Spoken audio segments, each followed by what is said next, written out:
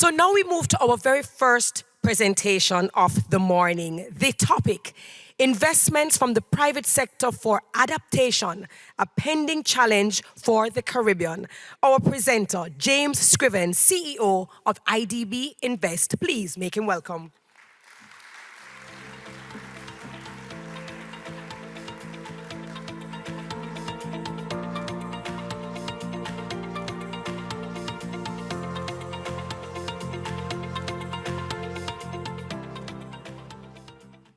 That's an old photo. And before formal introductions, I also wanted to thank the Master of Ceremony for reminding that Brazil is not the only team in the World Cup. There is a white and blue color over here that's playing today at 2 o'clock. I know that we're the underdogs, but Messi does surprise us sometimes. But with that,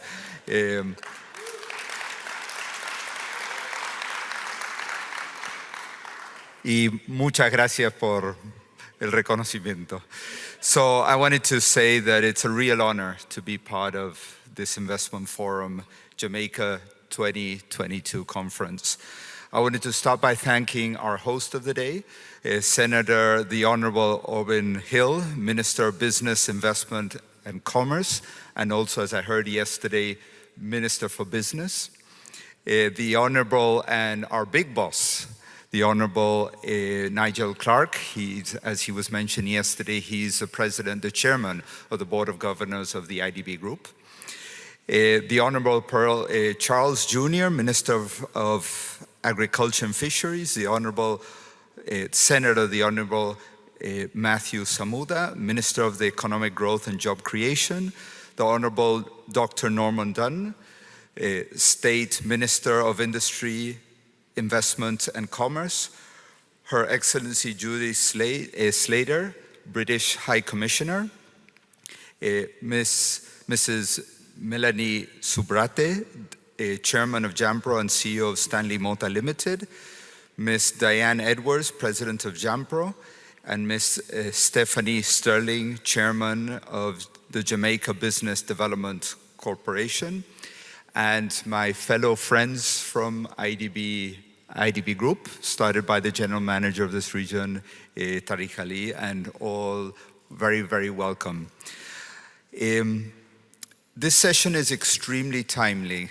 One, I would say that a few weeks ago, I was the IDB representative on COP26 in Egypt.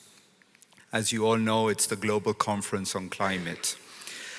The topic of adaptation is one of the 4 priorities of COP.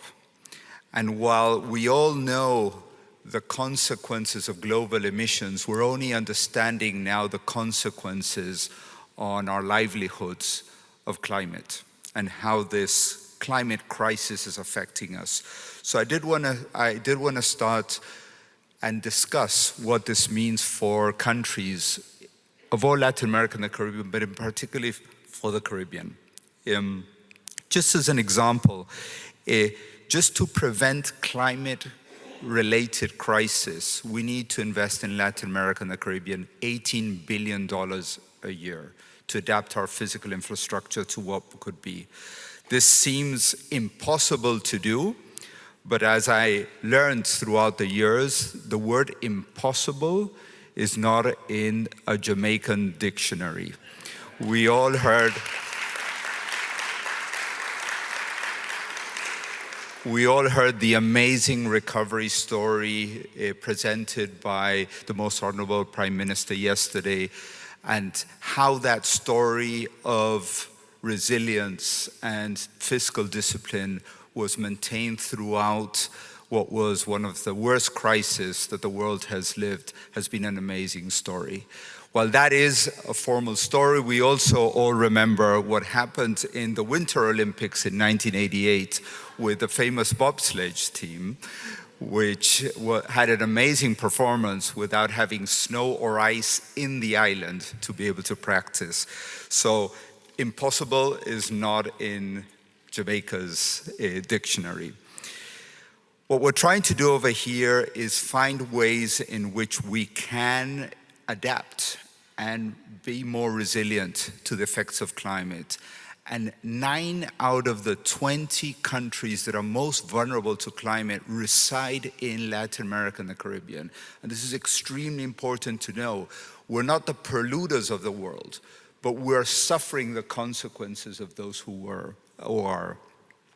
And while we're trying to adapt our physical infrastructure, most of the investments that we're seeing in the world are going to adapting global emissions, which is perfect, and we are a big supporter of it.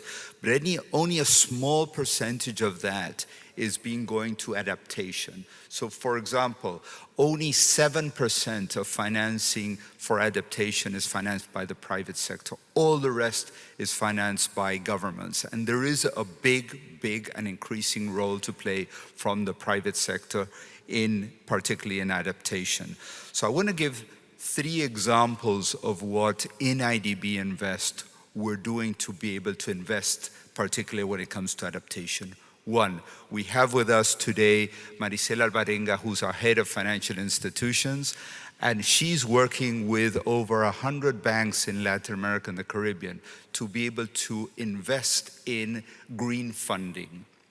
What does that mean? We lend to banks for them to be able to lend to businesses to adapt to a world that is very different than what we had before. So that's one of them, as we call, green lending activities.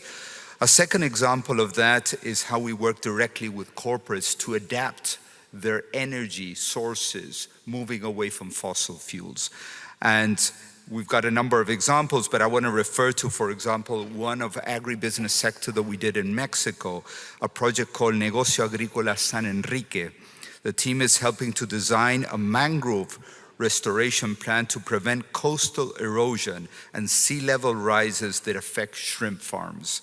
This is something we could repeat across the coastlines of Jamaica. We're also helping industries with green building certifications. For example, Casa en Guatemala is developing a tool that includes resilience and adaptation in measures in green building certifications. Closer to home over here in the Caribbean, we're helping in Trinidad and Tobago, the University of West Indies, to support the government's push to electrifying the country's vehicle fleet. We're doing this by consulting and working with car distribution companies, electric vehicle owners, non-government organizations, and private sector stakeholders.